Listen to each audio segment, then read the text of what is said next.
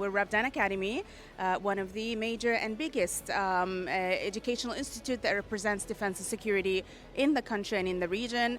And we're here excited to take part of this amazing event that we look forward to being part of. Today we're here mainly to look at these young cadets from the National Service or the graduates to give them an idea of what we offer at the Academy, from bachelor's to master's program to diploma, and to try to give them an overview of the different areas we offer, the specializations, obviously the admission requirements as well, how they can join us, what kind of students and what kind of faculty we have that we're very, very proud of, and obviously share our achievements in the past years. We are a young institute, but we've gone a long way in the areas of defense and security.